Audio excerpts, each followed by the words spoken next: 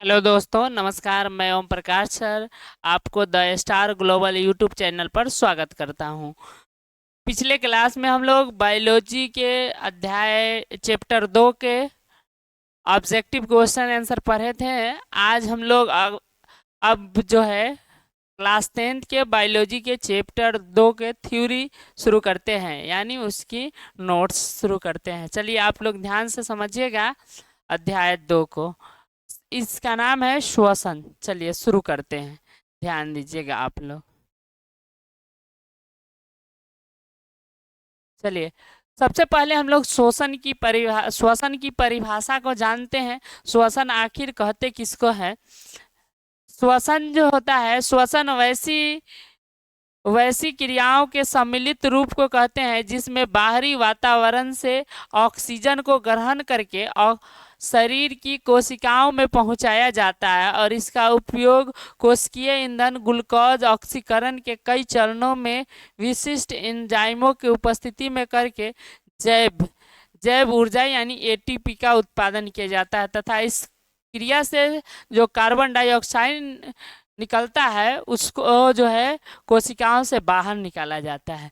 यानी संक्षिप्त बात में बताया जाए तो श्वसन वह प्रक्रिया होता है जिसमें हम लोग बाहरी वातावरण से, यानी बाहर के वातावरण से ऑक्सीजन को ग्रहण करते हैं और वो हमारे कोशिकाओं में पहुंचता है, और वहाँ उसका कई चरणों में विखंडन होता है। उसके बाद ऊर्जा का उत्पादन होता है, और इसके होने के बाद जो है CO2 गैस निकलती है जो हमारे शरीर से बाहर निकलता है।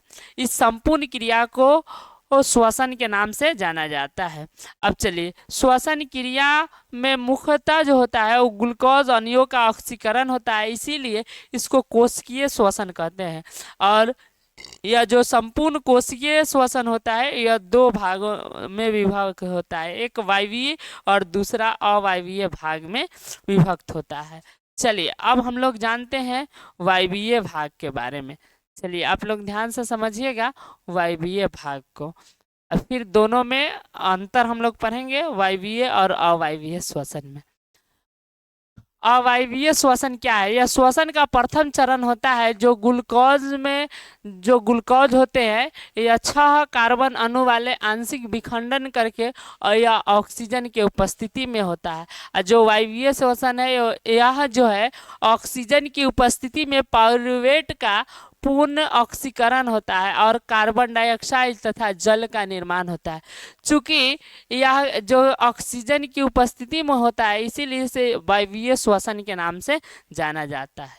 चलिए अब हम लोग शुरू करते हैं वायवीय और अवायवीय श्वसन में आखिर अंतर क्या है।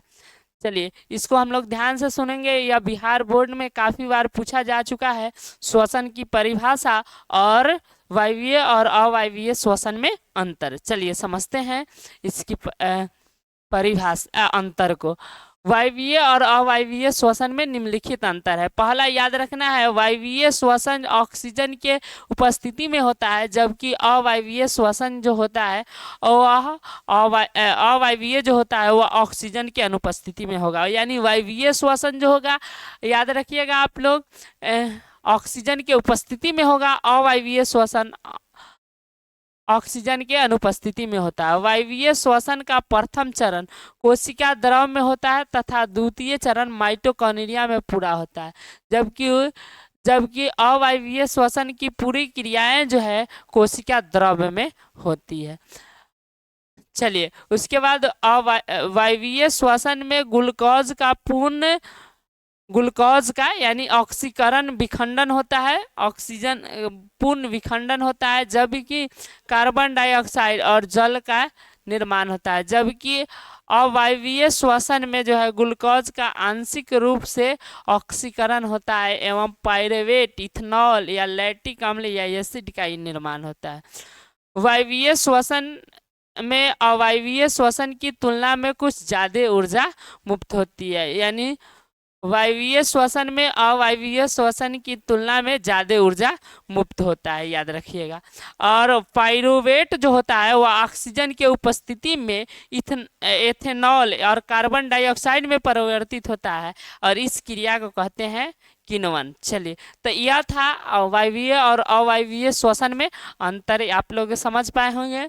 चलिए जो भी दिक्कत होगा कमेंट कीजिएगा, जरूर उसका रिप्लाई दिया जाएगा।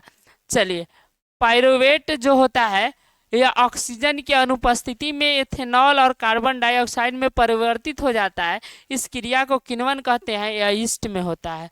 ऑक्सीजन के अभाव में हमारे शरीर में पाइरुवेट लैक्टिक अम्ल का निर्माण करता है। हमारे शरीर के कोशिकाओं में अधिक मात्रा में लैक्टिक अम्ल के कारण दर्द होने लगता है, जो बहुत ज़्यादा चलने दौड़ने के बाद हमारे मांसपेशियों में इसी के कारण ऐंठन हो जाती है, जिससे तकलीफ होता है। ठीक है, चलिए आगे, अब हम लोग आगे पढ़ते हैं। ठीक है, इसको देखिए, एक फिगर के माध्यम से बताया गया है। ग्लूकोज है जो कोशिका द्रव में पाइरुवेट और ऊर्जा का उत्पादन करता है, और जो ऑक्सीजन के उपस्थिति में होगा ईस्ट होगा, अनुपस्थिति में ईस्ट में होगा। ऑक्सीजन के उपस्थिति में माइटोकॉन्ड्रिया में होता है, ऑक्सीजन के अभाव में कोशिका। इसमें लैक्टिक अम्ल का निर्माण होता है, इसमें CO2 का और H2O तथा ऊर्जा का एथेनॉल और CO2 ऑक्सीजन की अनुपस्थिति में बनता है। यही ग्लूकोज के विखंडन के पथ हो गए, आपको विभिन्न पथ हो गए उसका।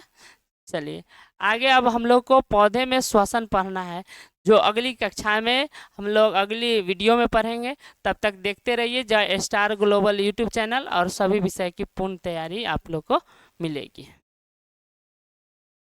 जय हिंद।